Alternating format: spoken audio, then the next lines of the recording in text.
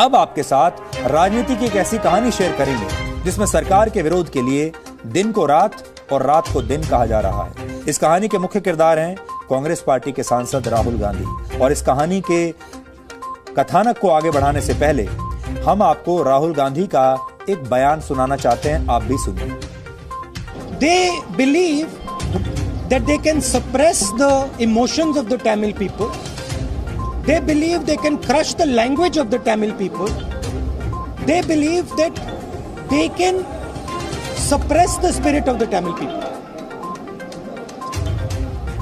I came to give them a message that nobody is going to suppress the Tamil spirit.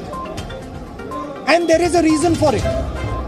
First of all, the Tamil spirit cannot be suppressed. And second of all, suppressing the Tamil spirit is the worst thing you can do for our country. अब चुनौती आपके लिए ये है कि क्या आपको इस पूरे बयान में से कुछ समझ में आया? शायद आपको कुछ समझ में नहीं आया होगा कि वो क्या कहना चाह रहे हैं। राहुल गांधी की राजनीति का हाल भी बिल्कुल ऐसा ही है, किसी को कुछ समझ नहीं आता। राहुल गांधी छुट्टी मनाकर विदेश से अब वापस लौट आए हैं और छुट्टियों के बीच वाली राजनीति उन्होंने फिर से शुरू कर दी है। किसानों का आंदोलन दिल्ली में चल रहा है, लेकिन वो इसे समर्थन देने के लिए तमिलनाडु के मदुरई पहुंच गए, जहां उन्होंने किसानों को समर्थन देने के लिए जल्लीकट्टू खेल का आनंद लिया, जो पोंगल के मौके पर हर साल आयोजित होता है।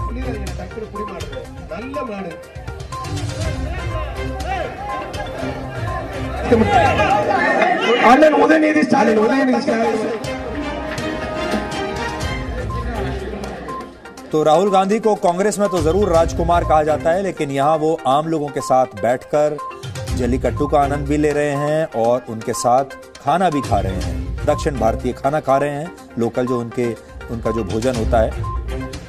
यहां उन्होंने दिल्ली में 50 दिनों से जारी किसान आंदोलन पर अपने विचार रखे, जबकि वो दिल्ली के किसान आंदोलन में अब तक एक बार भी नहीं गए हैं। यानी वहां तमिलनाडु में बैठकर वो दिल्ली के किसानों का समर्थन कर रहे हैं।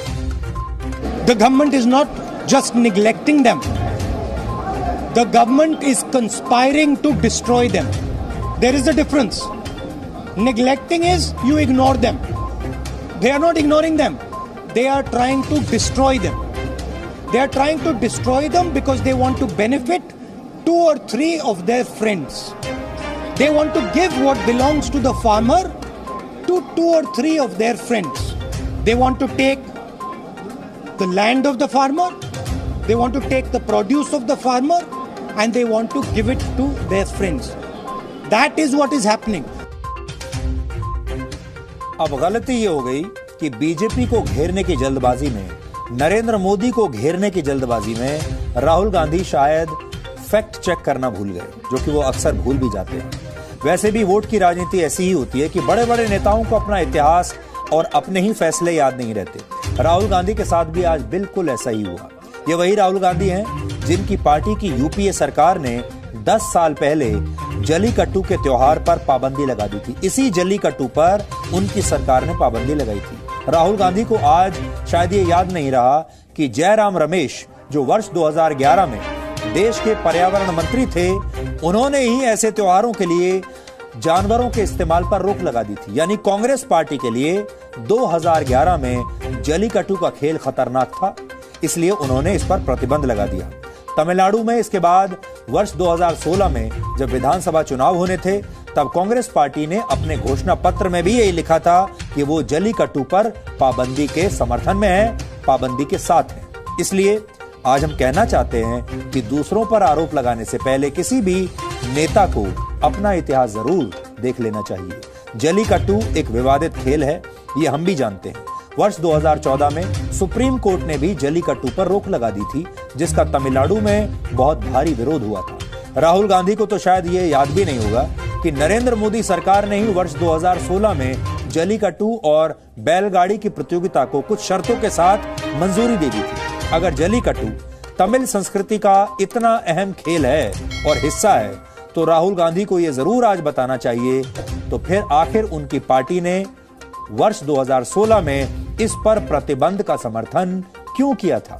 क्या राहुल गांधी को तब यह लगता था कि ये खेल बंद होने से तमिलनाडु की संस्कृति को नुकसान नहीं होगा? लेकिन राहुल गांधी को अब ये सब बातें याद नहीं आएंगी। उनकी भूलने वाली इस बीमारी की वजह भी आपको जाननी चाहिए, और वो वजह है तमिलनाडु का विधानसभा चुनाव, जो कि इसी साल अप्रैल या मई में होने वाला है। बस अब कुछ ही महीने बचे हैं। तमिलनाडु में कांग्रेस को उम्मीद है कि डीएमके से गठबंधन करके वो सत्ता में लौट सकती है, और राहुल गांधी को जलीकट्टू में वोट की संभावनाएं दिख रही हैं। इसलिए आज उन्हें ये खेल अचानक अच्छा लगने लगा।